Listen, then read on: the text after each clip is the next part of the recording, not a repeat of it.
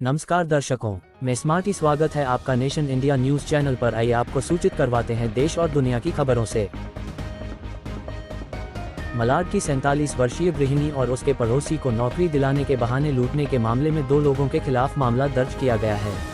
Mumbai police ने BMC में नौकरी दिलाने का वादा करके लोगों से 12.09 लाख रुपए की धोखाधड़ी करने के आरोप में 2 लोगों के खिलाफ मामला दर्ज किया है। अधिकारियों ने सोमवार को ये जानकारी दी। शिकायतकर्ता निकिता पटाडे चिंचोली मलाड पश्चिम की 47 वर्षीय गृहिणी को उसकी परिचित स्वीटी डी कुन्हा ने सूचित किया था कि उसके चाचा अतुल राठौड़ का नगर पालिका में कनेक्शन था। राठौड़ ने कथित तौर पर दावा किया कि वह पटाडे के बेटे को नगर निकाय में नौकरी दिला सकता है। डी कुन्हा ने कुमार वाजे नाम के एक व्यक्ति का हवाला दिया, जिसे कथित तौर पर राठौड़ के प्रभाव के कारण बीएमसी की नौकरी मिली थी और सबूत के तौर पर कुमार का नियुक्ति पत्र भी दिखाया था। पटाडे ने पूछा कि क्या उनके बेटे अथर्व को भी बीएमसी में नौकरी मिल सकती है। स्वीटी ने उसे आश्वासन दिया कि वह ऐसा कर सकता है और 6.5 लाख रुपए की मांग की। पटाडे के पड़ोसी सतीश चिनकाटे ने भी नौकरी के लिए भुगतान करने की इच्छा व्यक्त की। 8 दिन बाद स्वीटी अपने चाचा राठौड़ के साथ पटाडे के घर गई। राठौड़ ने बीएमसी की कई नौकरियों को सुविधाजनक बनाने का दावा किया और एक नियुक्ति पत्र पेश किया जो कथित तौर पर किसी अन्य व्यक्ति को जारी किया गया था।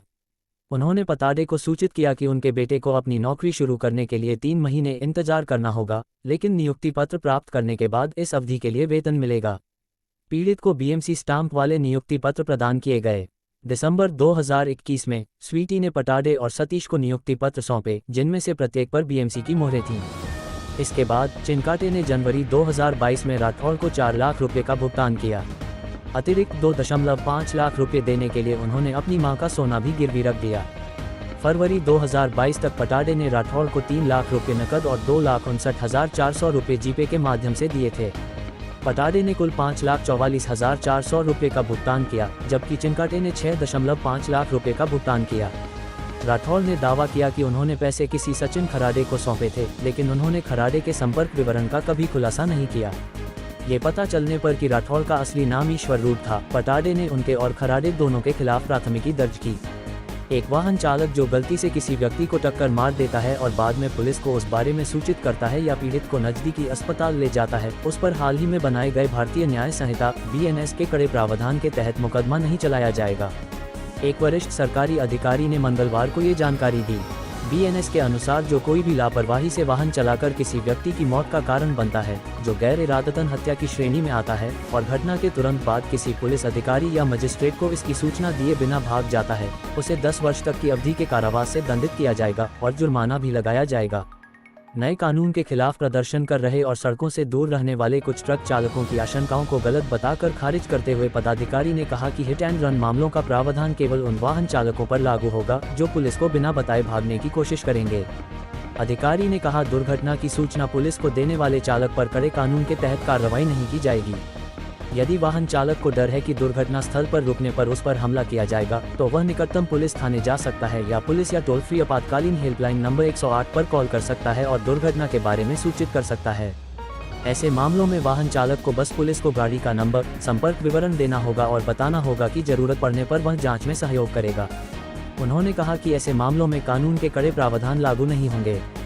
उनके मुताबिक वाहन चालक अगर पुलिस को सूचना दिए बिना मौके से भागते हैं तो कानून के सख्त प्रावधानों के तहत कार्रवाई की जाएगी। इसी तरह नशे में गाड़ी चलाने और उसके बाद दुर्घटना के मामलों में भी कड़ा प्रावधान लगाया जाएगा। नए साल में व्हाट्सएप ने यूजर्स को जोरदार झटका दिया है। Meta on social media platform WhatsApp की तरफ से फोटो और वीडियो को सेव करने के लिए अतिरिक्त पैसे चार्ज किए जाएंगे। हालांकि इसका मतलब यह नहीं है कि व्हाट्सएप इस्तेमाल करने के लिए पैसे देने होंगे। आइए जानते हैं इस बारे में विस्तार से। दरअसल सोशल मीडिया प्लेटफॉर्म व्हाट्सएप की तरफ से गूगल ड्राइव फ्री स्टोरेज सुविधा खत्म की जा रही है। कहने का मतलब है कि अब व्हाट्सएप की फोटो और वीडियो के बैकअप के लिए फ्री गूगल स्टोरेज की सुविधा नहीं दी जाएगी। गूगल की तरफ से पहले से 15 गीगाबाइट स्टोरेज ऑफर की जाती है। इसमें जीमेल के साथ ही व्हाट्सएप फोटो और वीडियो को काउंट किया जाएगा। ऐसे में आपके व्हाट्सएप फोटो और वीडियो स्टोरेज के लिए कम स्पेस मिलता है। अगर 15 गीगाबाइट स्टोरेज फुल हो जाता है तो आपको गूगल वन का अलग से मंथली सब्सक्रिप्शन लेना होगा।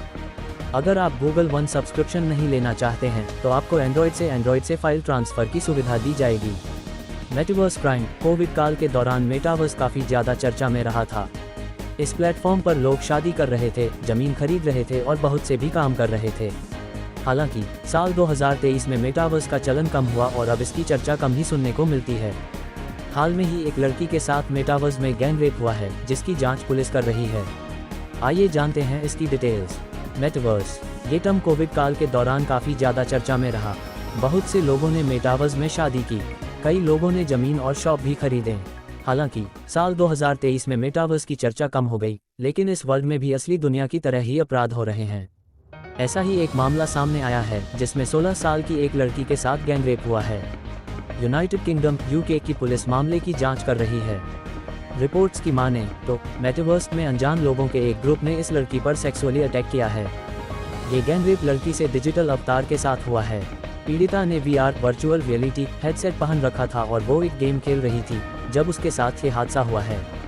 हालांकि उसे कोई शारीरिक नुकसान नहीं पहुंचा है, लेकिन जांच अधिकारी का कहना है कि उसे इमोशनल और साइकोलॉजिकल नुकसान हुआ है। वीडियो के एंड तक बने रहने के लिए धन्यवाद। आशा करता हूं कि आपको ये जानकारी अच्छी लगी रहेगी।